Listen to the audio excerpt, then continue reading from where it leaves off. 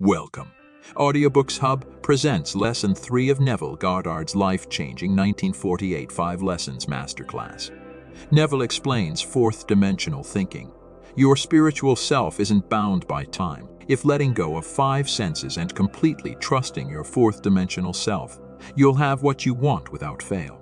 I'll upload the complete Masterclass series, so subscribe not to miss any. Now, without further ado, let's begin Lesson 3 on manifesting desires by thinking fourth-dimensionally and mastering imagination and the law of assumption. Lesson 3. Thinking fourth-dimensionally. There are 2 actual outlooks on the world possessed by every man, and the ancient storytellers were fully conscious of these 2 outlooks. They called the one the carnal mind, and the other the mind of Christ. We recognize these 2 centers of thought in the statement. The natural man receiveth not the things of the Spirit of God, for they are foolishness unto him. Neither can he know them, because they are spiritually discerned.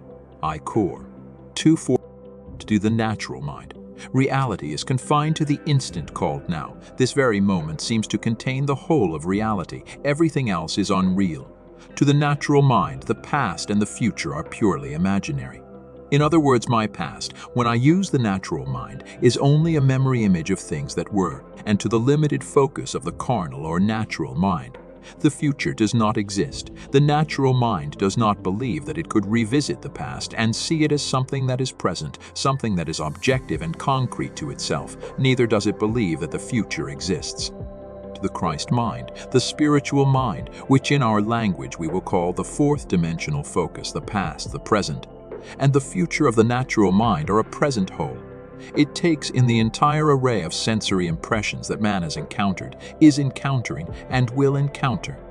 The only reason you and I are functioning as we are today and are not aware of the greater outlook is simply because we are creatures of habit, and habit renders us totally blind to what otherwise we should see. But habit is not law.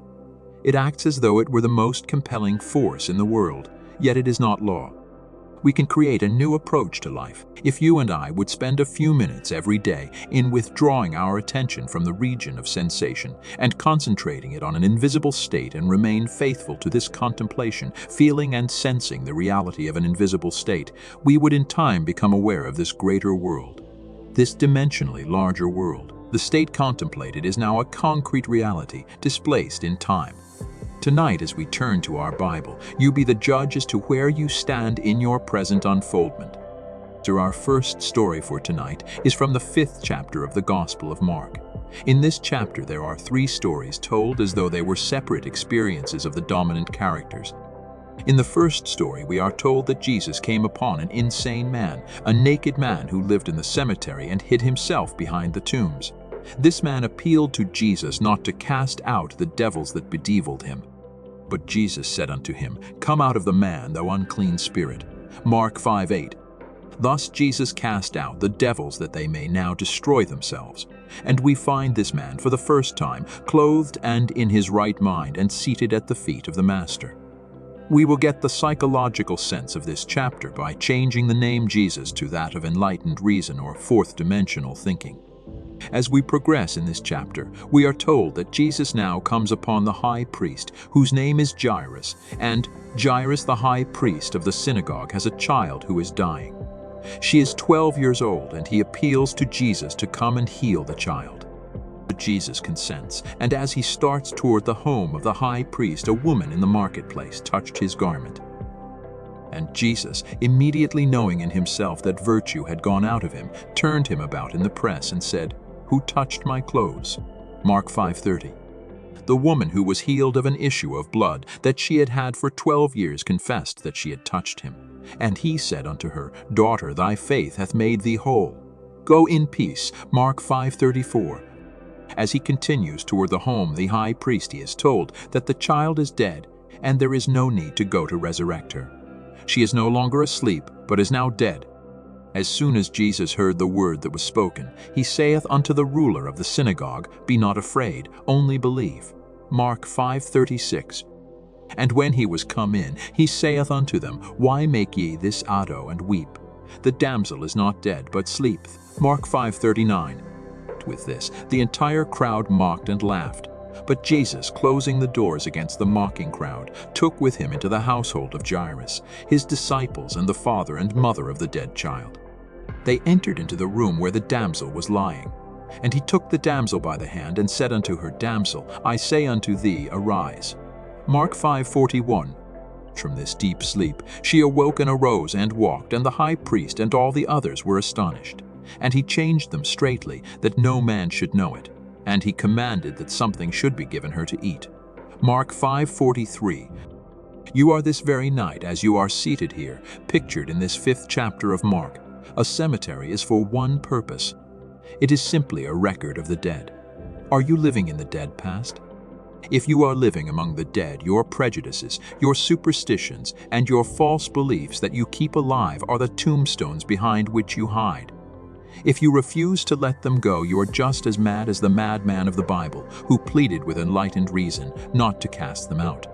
There is no difference, but enlightened reason is incapable of protecting prejudice and superstition against the inroads of reason. There is not a man in this world who has a prejudice, regardless of the nature of the prejudice, who can hold it up to the light of reason. Tell me you are against a certain nation, a certain race, a certain ism, a certain anything. I do not care what it is. You cannot expose that belief of yours to the light of reason and have it live. In order that it may be kept alive in your world, you must hide it from reason. You cannot analyze it in the light of reason and have it live. When this 4th dimensional focus comes and shows you a new approach to life and casts out of your own mind all these things that bedeviled you, you are then cleansed and clothed in your right mind, and you sit at the foot of understanding, called the feet of the Master. Now clothed and in your right mind, you can resurrect the dead. What died, the child in the story, is not a child. The child is your ambition, your desire, the unfulfilled dreams of your heart. This is the child housed within the mind of man.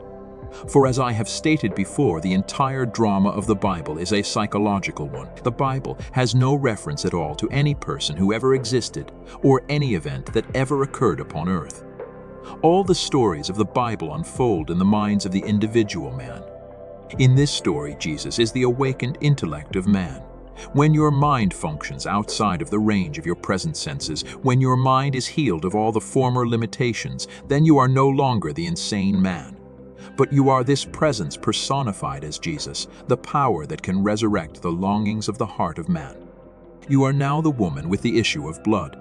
What is this issue of blood? A running womb is not a productive womb. She held it for 12 years. She was incapable of conceiving. She could not give form to her longing because of the running of the issue of blood. You are told her faith closed it.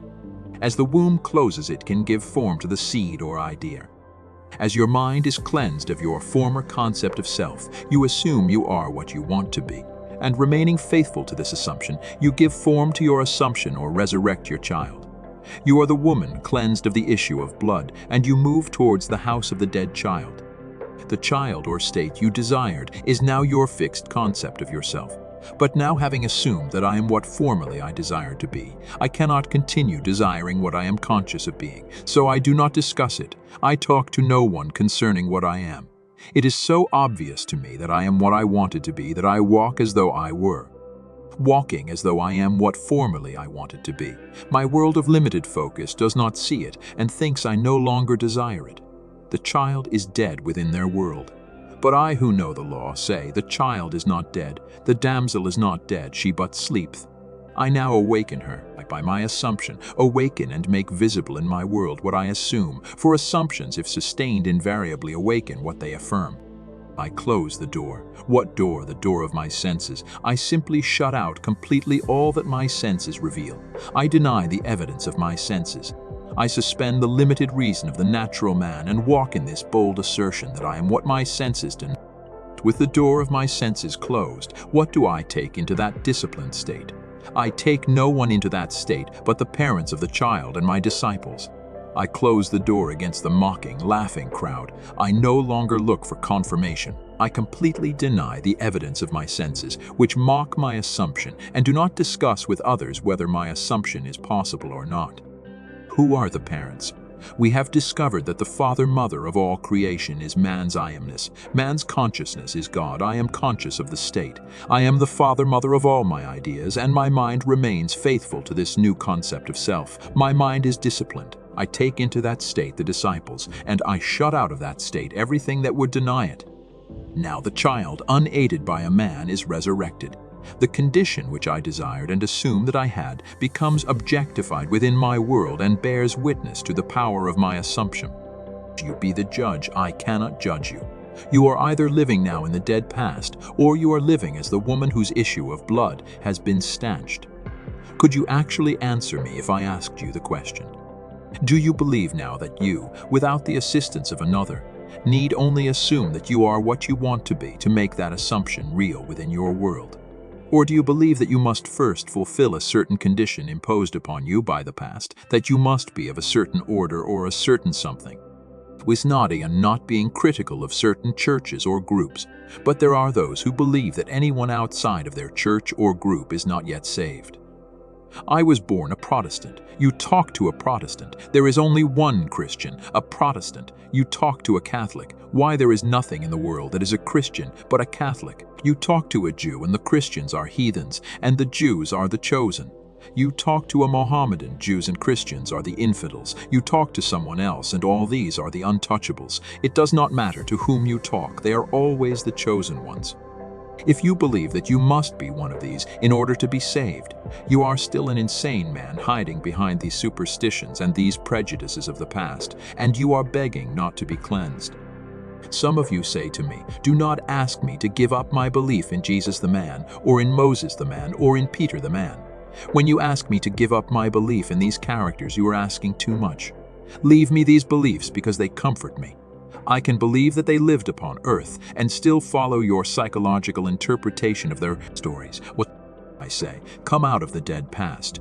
Come out of that cemetery and walk knowing that you and your Father are one, and your Father, who men call God, is your own consciousness. That is the only creative law in the world.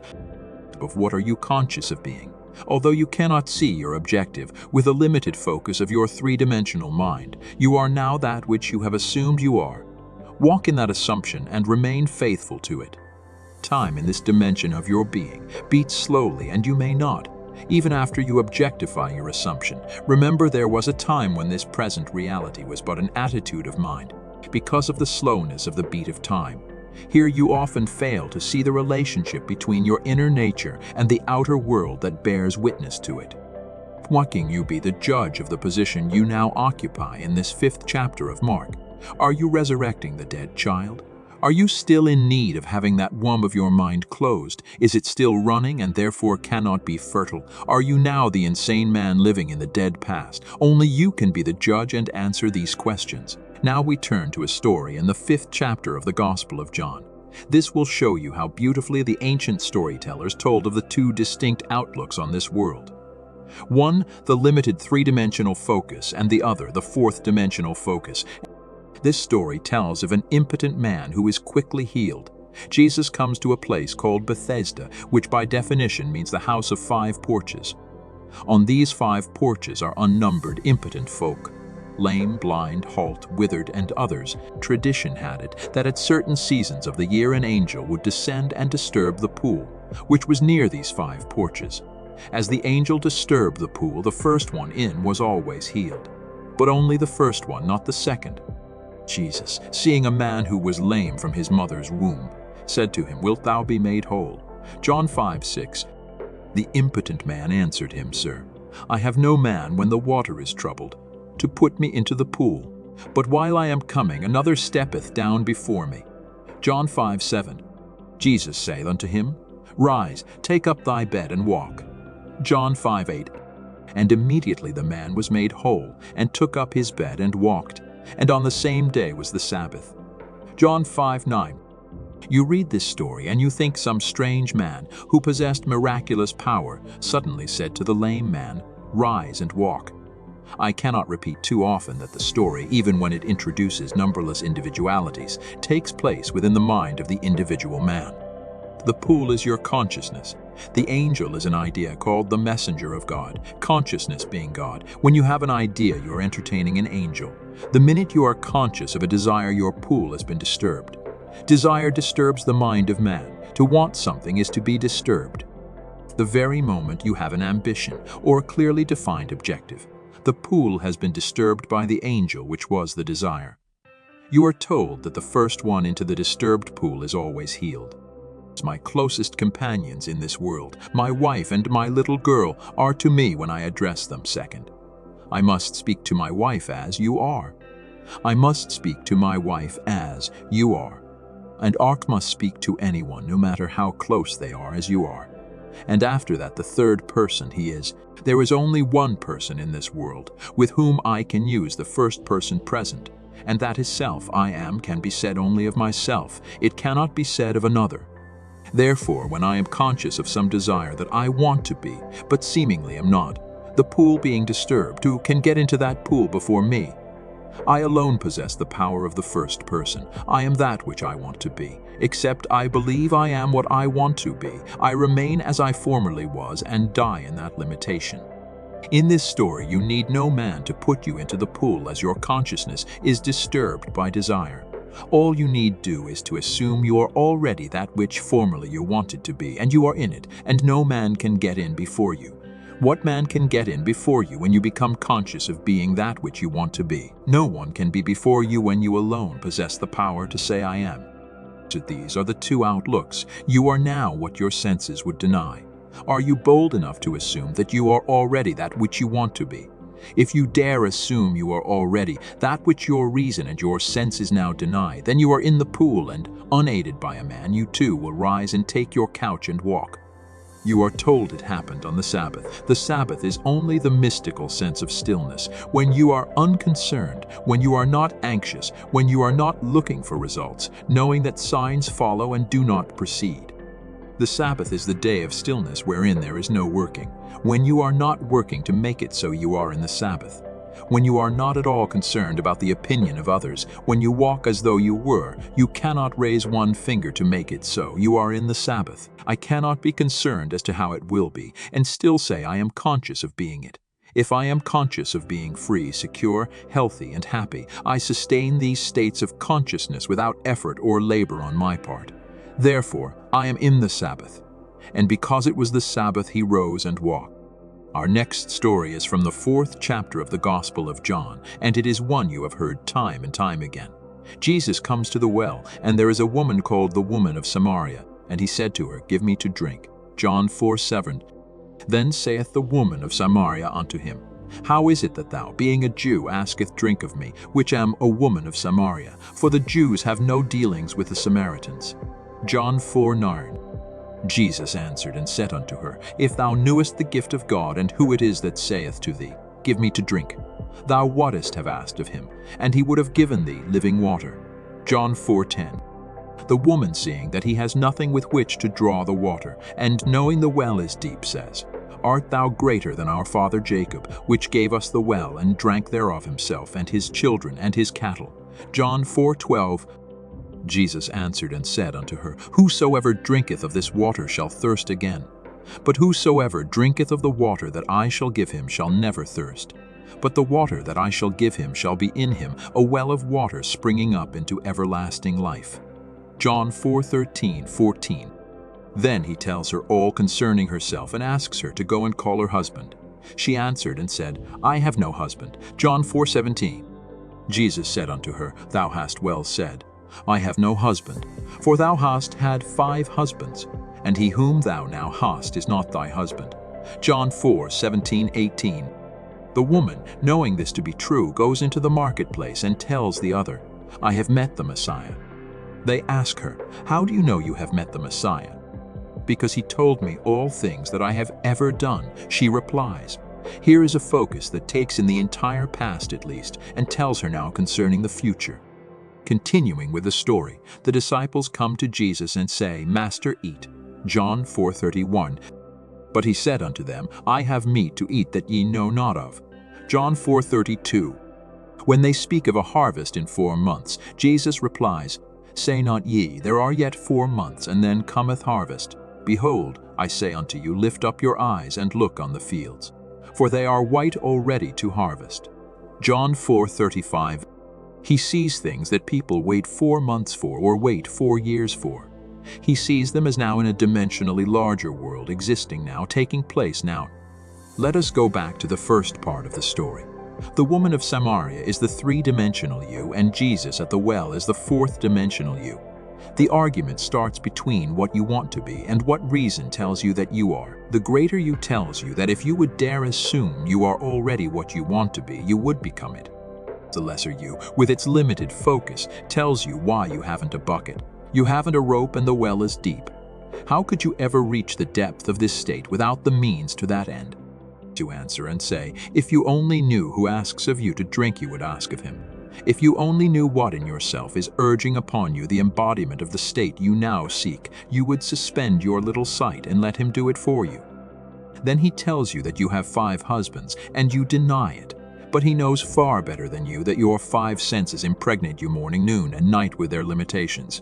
They tell you what children you will bear tonight, tomorrow, and the days to come. For your 5 senses act like 5 husbands who constantly impregnate your consciousness, which is the great womb of God. And morning, noon, and night they suggest to you and dictate to you that which you must accept as true.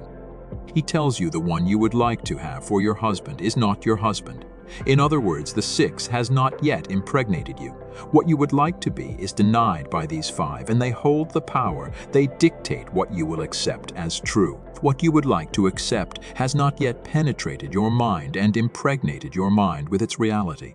He whom you call husband is really not your husband. You are not bearing his likeness. To bear his likeness is proof that you are his wife, at least you have known him intimately. You are not bearing the likeness of the 6th. You are only bearing the likeness of the 5. Then one turns to me and tells me all that I have ever known. I go back in my mind's eye, and reason tells me that all through my life I have always accepted the limitations of my senses. I have always looked upon them as fact. And morning, noon, and night I have borne witness to this acceptance. Reason tells me I have only known these 5 from the time I was born. Now I would like to step outside the limitation of my senses, but I have not yet found within myself the courage to assume I am what these 5 would deny that I am. So here I remain, conscious of my task, but without the courage to step beyond the limitations of my senses and that which my reason denies. He tells these, I have meat ye know not of. I am the bread that droppeth down from heaven. I am the wine. I know what I want to be, and because I am that bread, I feast upon it. I assume that I am, and instead of feasting upon the fact that I am in this room talking to you, and you are listening to me, and that I am in Los Angeles, I feast upon the fact that I am elsewhere, and I walk here as though I were elsewhere. And gradually I become what I feast upon. Let me give you 2 personal stories. When I was a boy, I lived in a very limited environment, in a little island called Barbados. Feed for animals was very, very scarce and very expensive because we had to import it. I am one of a family of 10 children, and my grandmother lived with us, making 13 at the table. Time and again, I can remember my mother saying to the cook in the early part of the week, I want you to put away 3 ducks for Sunday's dinner. This meant that she would take from the flock in the yard 3 ducks and coop them up in a very small cage and feed them, stuff them morning, noon, and night with corn and all the things she wanted to the ducks to feast upon. This was an entirely different diet from what we regularly fed the ducks, because we kept those birds alive by feeding them fish. We kept them alive and fat on fish because fish were very cheap and plentiful. But you could not eat a bird that fed upon fish, not as you and I like a bird. The cook would take 3 ducks, put them in a cage, and for 7 days stuff them with corn, sour milk, and all the things we wanted to taste in the birds. Then, when they were killed and served for dinner 7 days later, they were luscious, milk-fed, corn-fed birds. But occasionally the cook forgot to put away the birds, and my father, knowing we were having ducks and believing that she had carried out the command, did not send anything else for dinner, and 3 fish came to the table. You could not touch those birds, for they were so much the embodiment of what they fed upon. Man is a psychological being, a thinker. It is not what he feeds upon physically, but what he feeds upon mentally that he becomes. We become the embodiment of that which we mentally feed upon. Now those ducks could not be fed corn in the morning and fish in the afternoon and something else at night. It had to be a complete change of diet. In our case, we cannot have a little bit of meditation in the morning, curse at noon, and do something else in the evening. We have to go on a mental diet. For a week, we must completely change our mental food. Whatsoever things are true, whatsoever things are honest, whatsoever things are just, whatsoever things are pure, whatsoever things are of good report. If there be any virtue, and if there be any praise, think on these things, Phil. For as a man thinketh in his heart, so is he. If I could now single out the kind of mental food I want to express within my world and feast upon it, I would become it. Let me tell you why I am doing what I am doing today. It was back in 1933 in the city of New York, and my old friend Abdullah, with whom I studied Hebrew for 5 years, was really the beginning of the eating of all my superstitions. When I went to him, I was filled with superstitions. I could not eat meat, I could not eat fish, I could not eat chicken, I could not eat any of these things that were living in the world.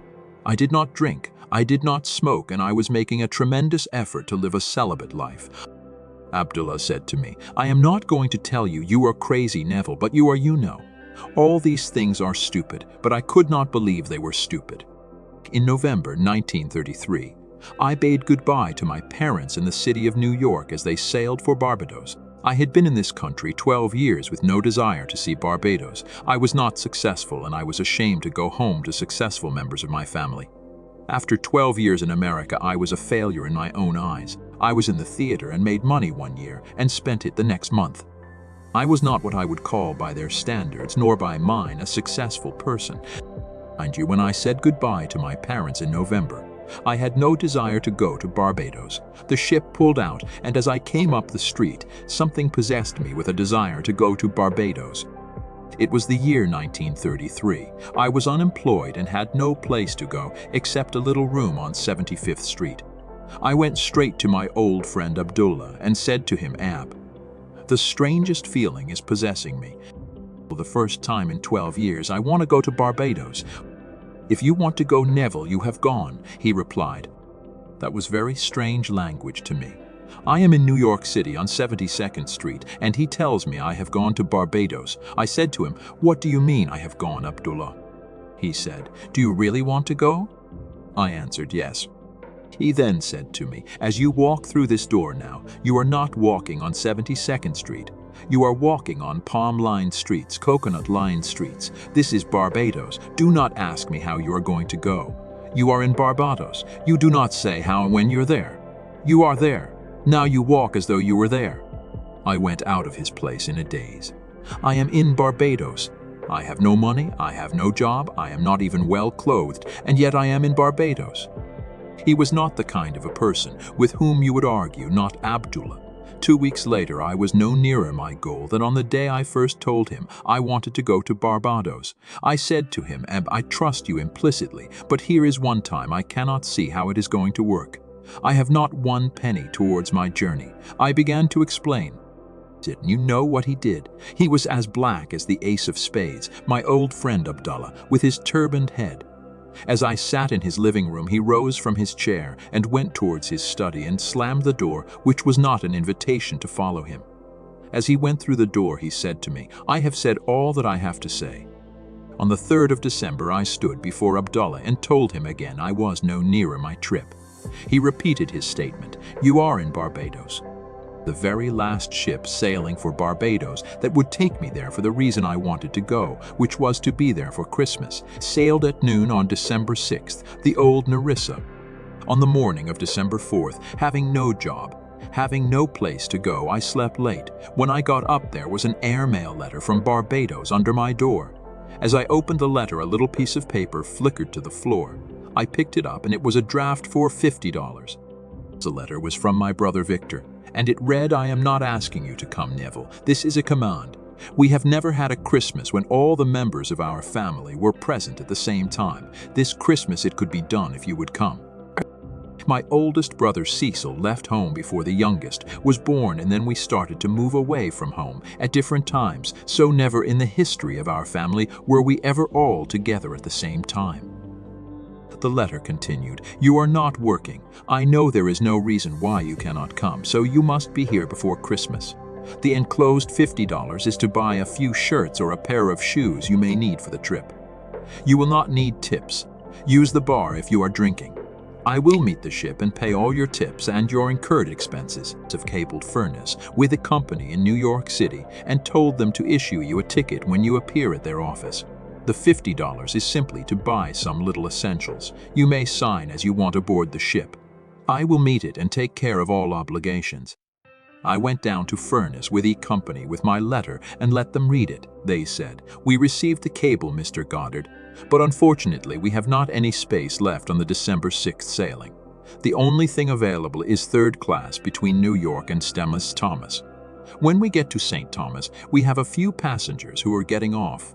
You may then ride Alterelest class from St. Thomas to Barbados, but between New York and St. Thomas you must go third class, although you may have the privileges of the Elest class dining room and walk the decks of the first class." I said, "I will take it." I went back to my friend Abdullah on the afternoon of December 4th and said, "It worked like a dream." I told him what I had done, thinking he would be happy. Do you know what he said to me? He said, "Who told you that you are going third class?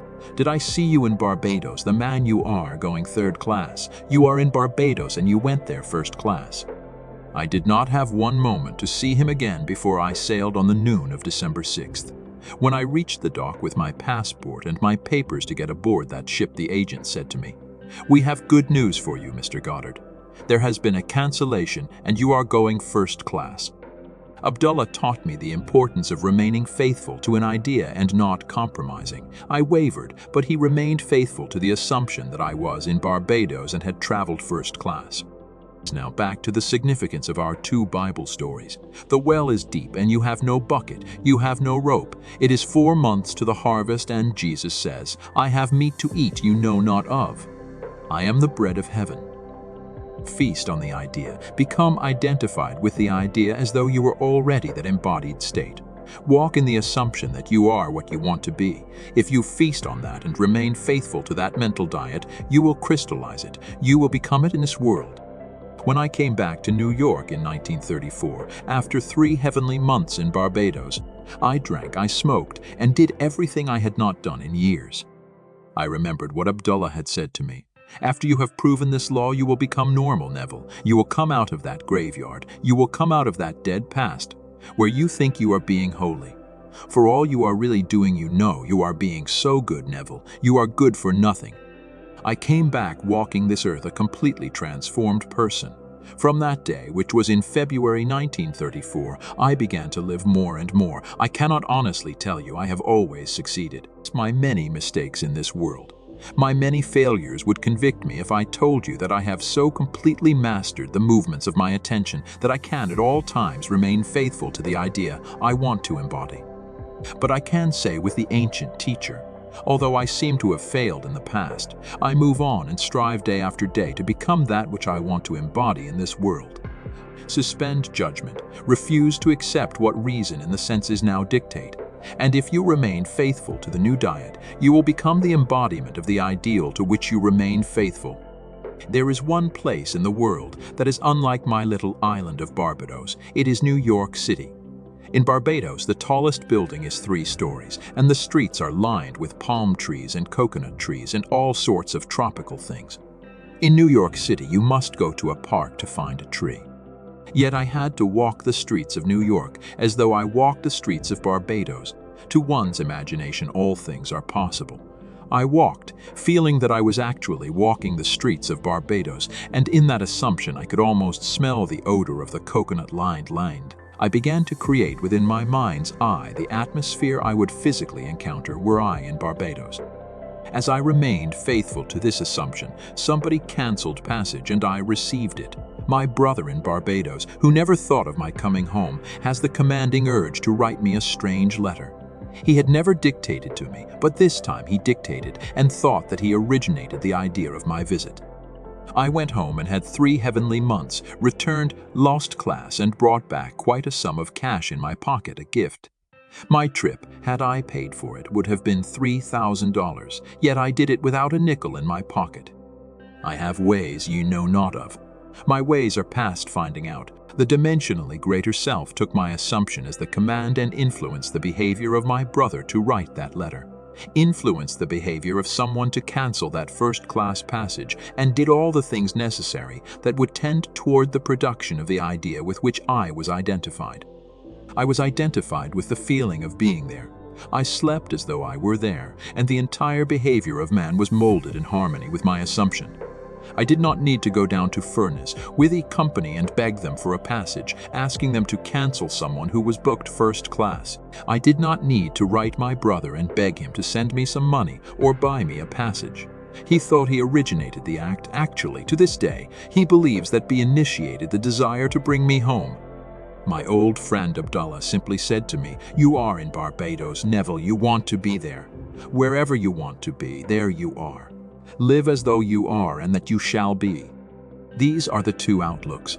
On the world possessed by every man, I do not care who you are, every child born of woman, regardless of race, nation, or creed, possesses two distinct outlooks on the world. You are either the natural man who receiveth not the things of the Spirit of God, because to you in the natural focus they are foolishness unto you, or you are the spiritual man who perceiveth things outside of the limitations of your senses, because all things are now realities in a dimensionally larger world. There is no need to wait 4 months to harvest. You are either the woman of Samaria or Jesus at the well. You are the man waiting on the 5 porches for the disturbance and someone to push him in, or you are the one who can command yourself to rise and walk in spite of others who wait. Are you the man behind the tombstones in the cemetery, waiting and begging not to be clean? Because you do not want to be cleansed of your prejudices. One of the most difficult things for man to give up is his superstitions, his prejudice. He holds on to these as though they were the treasure of treasures. When you do become cleansed and you are free, then the womb, your own mind, is automatically healed.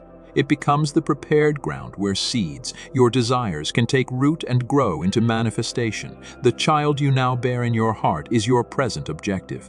Your present longing is a child that is as though it were sick. You assume you are now what you would like to be. The child for a moment becomes dead because there is no disturbance anymore. You cannot be disturbed when you feel you are what you want to be. Because if you feel you are what you wanted to be, you are satisfied in that assumption. To others who judge superficially, you seem no longer to desire. So to them the desire or damsel is dead. They think you have lost your ambition because you no longer discuss your secret ambition.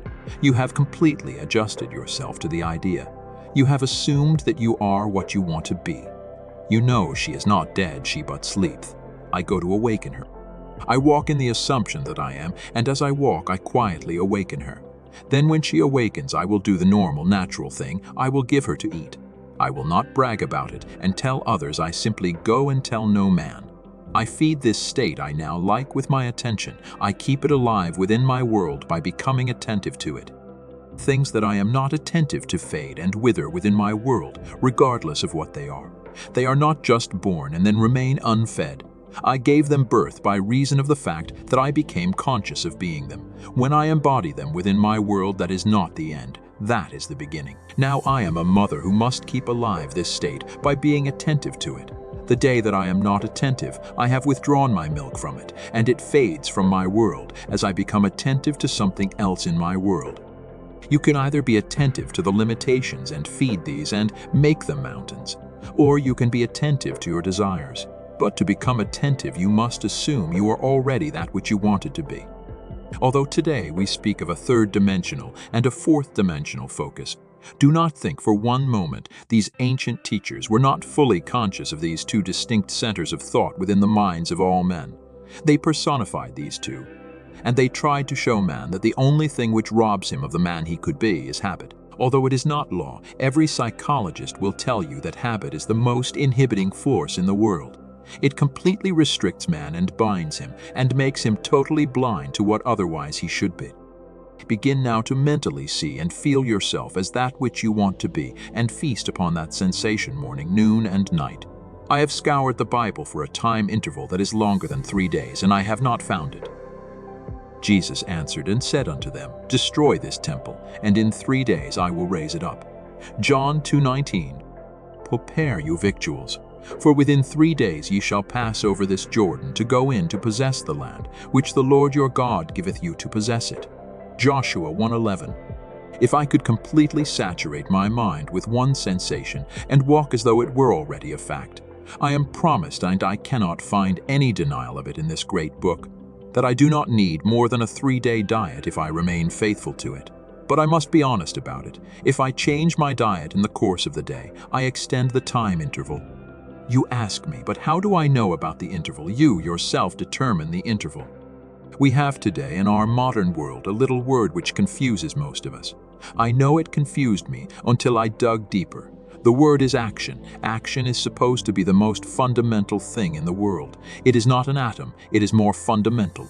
It is not a part of an atom like an electron. It is more fundamental than that. They call it the fourth dimensional unit. The most fundamental thing in the world is action. You ask, what is action? Our physicists tell us that it is energy multiplied by time. We become more confused and say energy multiplied by time. What does that mean? They answer there is no response to a stimulus, no matter how intense the stimulus, unless it endures for a certain length of time. There must be a minimum endurance to the stimulus or there is no response. On the other hand, there is no response to time unless there is a minimum degree of intensity. Today, the most fundamental thing in the world is called action, or simply energy multiplied by time. The Bible gives it as 3 days.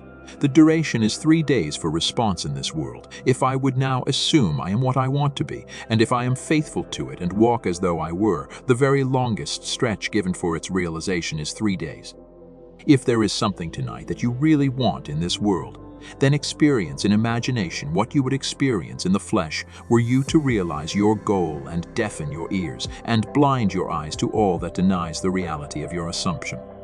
If you do this, you would be able to tell me before I leave this city of Los Angeles that you have realized what was only a wish when you came here.